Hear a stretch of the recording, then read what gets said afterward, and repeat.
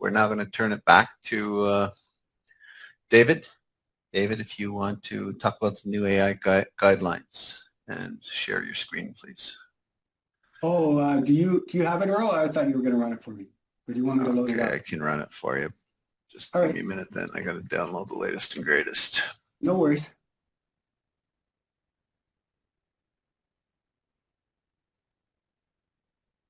Yeah, well, anyways, as Earl loads that up, I'll just get into it quickly.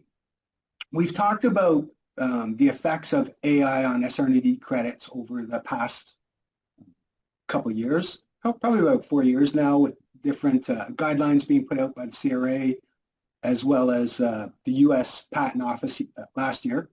This year, in the last year or so, almost every other jurisdiction, including Canada, Japan, Europe, UK, have all come up with their own guidelines and examples. So what we were hoping to do in this section of it is just to highlight what those examples are, maybe talk about one or two of them per jurisdiction, and then talk about some of the commonalities between the jurisdictions and how they define related AI advancements, and some of the differences or dichotomies that we see coming out. Are you good on that yet, Earl? I'm about 1 second away. Okay, no worries. Okay, people should be able to see the screen now. Excellent, thank you. All right, so go ahead, please. So, as we said in the last year or two, almost every major jurisdiction has come up with some major guidelines and a series of examples for using AI, both AI on its own, what would be a technological advancement, and using AI more to develop other products or processes. So Japan is the leader with 25 new examples, of which 13 are eligible, 7 are ineligible, and 5 are kind of partially eligible. UK is next in the number of responses with 18 examples published. Of those, 12 are eligible and 6 are ineligible. So again, what they try to do here is to give you illustrations of both what would be in, what won't be in, and kind of what's borderline as well. So as we'll probably take away from this, there's a fair amount of judgment involved on whether something could be eligible or may not. However, there are some key factors that we can use to push it in, both for a patent eligibility standpoint, technological advancement, and the technological advancement related to SR&ED tax credit claims. Okay, Europe had 15 examples, Canada another 14, and the US with 8. Now, when we say only 3 are eligible and 5 are ineligible, I guess, and we've talked about the US examples last year, the reality is that the ineligible examples still have what-if scenarios that they talk about here to show what's really the cutoff between an ineligible type of work and an eligible type of work. Okay. So some of the things that all of the offices agree on is that the AI must provide what they call a technical contribution. It excludes what they call abstract math or business logic, so things that just predict business functions, let's say, or marketing functions, things along that nature. There, as Ben mentioned, there can only be human inventorship, and we want to have the effects reproducible, so it can't be what we call a black box solution. We have to kind of understand what were the factors or the parameters that we put in to allow us to make this advancement, or we can reproduce the advancement via concrete performance of real-world devices or processes. Okay, and we'll talk about some examples of that. So as we said in the snapshot, some of the key things are that Europe appears to be more eligible or easier on eligibility based on the number of eligible versus ineligible examples, but really, that's a general interpretation. And the reality is that each of these jurisdictions is really just trying to illustrate the cutoff between eligible and ineligible work. So one of the first examples that we'll start with is Japan. And one of the key things that they talk about is, or their key concept is using natural laws. So really ultimately what they want to do is they want things tied to concrete solutions, real world measurable parameters. So in this case, they give an example of a project. It's called non-destructive apple sugar content prediction. And what they basically have is a drone that uses a hyperspectral camera and temperature and humidity sensors, and uses machine learning to model and predict what the bricks would be on a tree. And the reason they feel this is eligible is that it uses physical light and physical prediction using environmental correction. So this is seen as a concrete utilization of the natural laws and eligible. Whereas, we would assume that had they just claimed that the model was trained to estimate sugars and didn't have that physical correlation, it would probably be deemed to be ineligible. Okay. They also go on to, in Japan, give other examples of how machine learning is used to predict gaits of people, again, with cameras to predict certain kinds of medical ailments.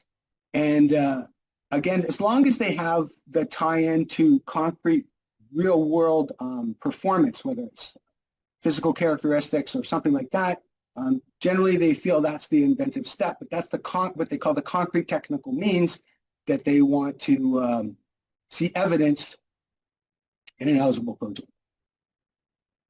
Okay. Now, in UK, they use something called an Aerotel test. So ultimately what they want you to do is a 4-step process, which they've used for prior application. And in the last year or two, they've actually started to shift over to something called signposts, which is kind of a variation of the Aerotel test, but with some differences. Okay, so ultimately what they say is they want the signposts to improve the internal computer function, system performance, control external technical processes, and things like that.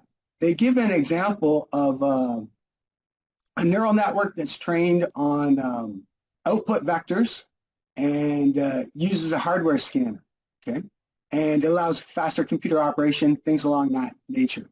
So again, these are kinds of things that are similar in there. One of the main differences that we see with, sorry, if we go back one. One of the main differences that we've seen recently, and this is a subject of contention, is that using AI to predict emotional perceptions. So what user feedback or feelings might be is starting to be an area that's in the gray area. And there was a ruling where something like this actually won, but it's being highly contested. So these are areas that are unclear, even in the patent legislation. Never mind SR&D. So all things that are potential areas of eligible claims. Okay, the European Patent Office uses something called a convict approach. Okay? So, and they provide examples here of bitrate streaming things and using physics or modes and stuff. So again, some interesting examples that we can go into. But what they do is, again, show that it's generally the eligibility is tied to things that are measurable or have some kind of measurability in the real world environment rather than just fundamental processes that are processed on the computer, predictive algorithms that way.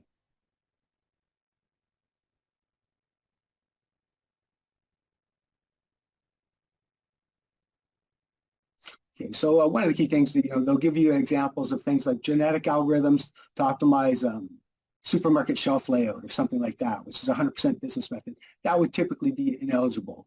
And under most of the rules, and there's an illustration using the convict EPO rules. Okay. One of the things that's common, and the EPO is probably the best at talking about, is that they want disclosure that they give examples where something might have been eligible, but there was not enough disclosure in the patent document, or let's say the shred document, to talk about what you did. So effectively, they say you shouldn't have, the reader of the patent shouldn't have to do their own research to figure out how to make it work. All right, Canada, as we said, released about 14 different examples. And one of the key things that Canada looks at is what they call a purposive construction test. Okay, so they want you to identify essential versus non-essential elements. Again, have a real-world problem that we're trying to solve. Determine whether the use of the computer is essential to it or the software, and only claim the essential technical elements. Okay, so what they provide us with is several examples. One of the flagship examples is example 12, I'd say, of their handouts, which talks about an on-device CNN, which is a convolutional neural network. That's kind of like a specialized network for grid-like data, things like images and videos that can create things like spatial hierarchies, and is often used in computer vision type stuff. So what they want to do here is use one of these CNNs to solve a real clinical problem. Inside the body, there's ECG signals that they're measuring for your heart that are extremely noisy, and the battery life of the typical device that they have in there, they want it to be 10 years or more, and they want it to be a certain size, 5 centimeters cubed. So the invention that they cite here is a tiny custom 8-bit fixed point CNN will be put on this device. It will denoise the signal and allow it to achieve these parameters. And again, this is an example of what would be eligible type of work versus just working on a generic computer, something like this, without that tie-in to a real-world device with measurable parameters would probably be seen as ineligible.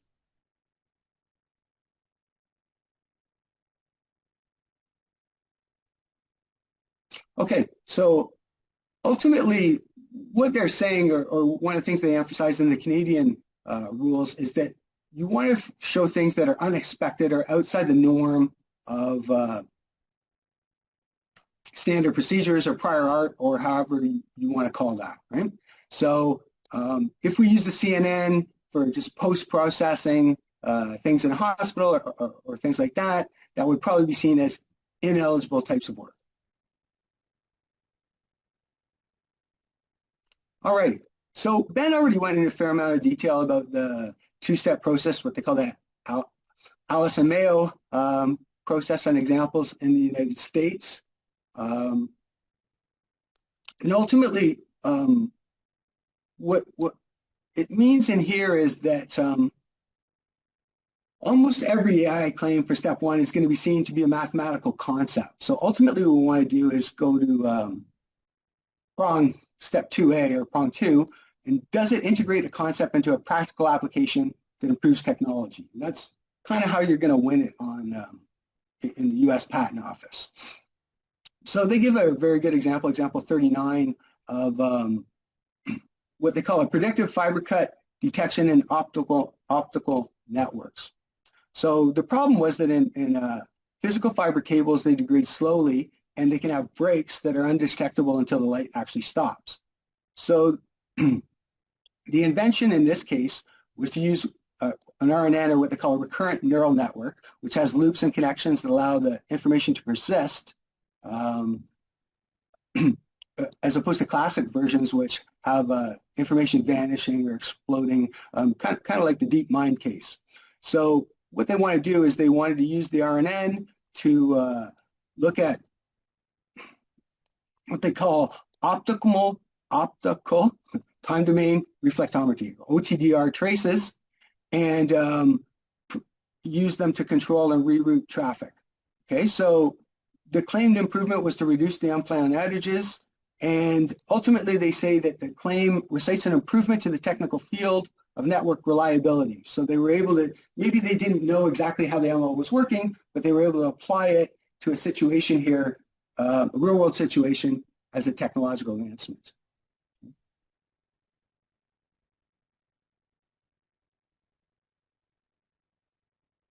Okay, so what are some of the areas where everyone agrees there's what they call cross-jurisdictional alignment. So some of the key things are that they want technological effects, that they exclude abstract ideas or abstract mathematics, and ultimately they want human inventorship to be integrated.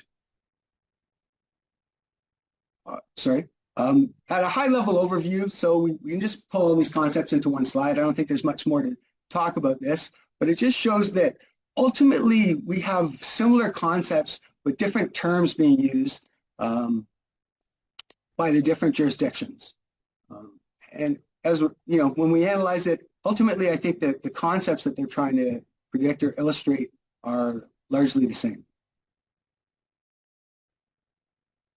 Okay.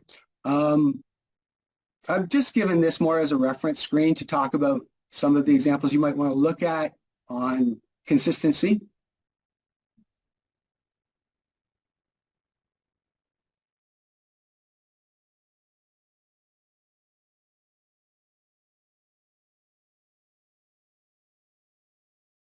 Semantic NLPs. Those are natural language processors that try to understand the meaning or the context of words within a sentence. So, you know, they would understand the difference between different synonyms within a sentence. Those are often seen, work in that area in EPO is seen as generally non-eligible. Okay. US is a little more flexible, and they like things where software security enhancements are usually patentable, whereas in other jurisdictions, similar types of work are borderline. The UK is one of the main ones, as we said, that's very interesting in that they talk about emotional perceptions. So this is an area that's getting kind of into the social science and the ability of the machine itself to predict human behavior, human responses, which again, usually isn't quite as measurable because that's subjective. However, there's some uncertainty in whether that work could be eligible or not. Okay, and as we said, in Canada, they use what's called the essential elements test. So do we use computer hardware ideally to use the machine learning or the AI on computer hardware to determine whether the work's eligible? Okay, so some of the things that are kind of universally accepted as being eligible would be kind of robotics control,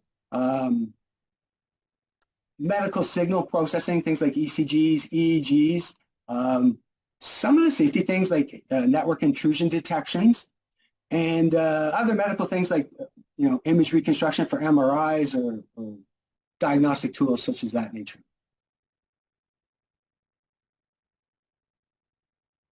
Okay, some of the things that typically would be ineligible, things like customer churn, things that are more financial, customer churn predictions, the semantic document stuff. So as we said, things that understand the natural processing and the meanings of words, as opposed to things that create concrete improvement performance that can be measurable. Okay. So the inventive steps are pretty much the same, I would say, in all of the jurisdictions, with slight differences that we talked about. They just use slightly different terminology. And once you're familiar with that terminology and the fundamentals within it, I think that the examples that they provide can be understood in a common framework across the different jurisdictions. So some of the key things that you want to look at, both for patent filability with AI, but also for SR&D claims, is it in a technical field? Does it have measurable effects and features? Can we reproduce it? So is it a black box, or can we talk about the parameters that we fed in order to make it work? And that ties in again with the human inventorship side of things. Okay, so again, how does this tie to SR&AD? Well, as we mentioned before, I think the rules kind of, the patent rules force the claimants to articulate certain things, such as the problem, why the existing methods were insufficient, being the claims, what novel technical approach was envisioned. All of these, I think, would be not direct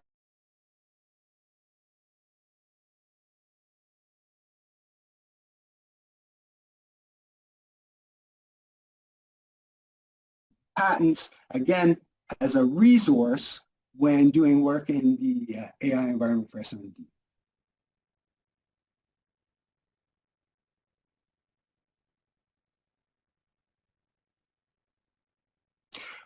Just a quick kind of reference here of some of the areas to look at, things, the buzzwords for 2025 on where a lot of research is going. So things like artificial networks, convolutional neural networks, recurrent neural networks, long and short-term memory sequences. All of those were referenced in the various examples that we talked about in here, and that are available in the note pages to this presentation. Thank you, David.